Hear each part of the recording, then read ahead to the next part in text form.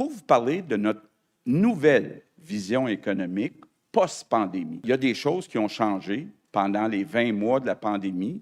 Puis si on regarde l'économie, ça a accéléré des changements qu'on avait vus avant la pandémie, puis qui font que maintenant, les priorités ont changé un peu et il y a aussi des belles opportunités. Vous allez voir des annonces, là, que c'est comme des blocs qui se mettent ensemble. La première chose qui est importante de dire, je pense que cette vision-là, ça va amener un débat fondamental sur la conciliation du développement économique avec la lutte au changement climatique. Vous allez le voir, je voyais même dans le Devoir ce matin qu'il y en a qui pensent à ne plus faire d'enfants pour les changements climatiques. Si on avait le même PIB par habitant que l'Ontario, le gouvernement du Québec aurait 10 milliards par année de plus de revenus. Sur un budget de 130 milliards, là, c'est beaucoup d'argent.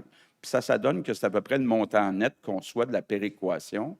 Puis une des choses qu'on veut, c'est ne plus dépendre de la péréquation canadienne. Je pense que quand on parle d'autonomie, ou même certains parlent d'indépendance, bien, la première autonomie qu'il faut avoir, c'est une autonomie financière pour avoir un rapport de force quand on discute avec Ottawa.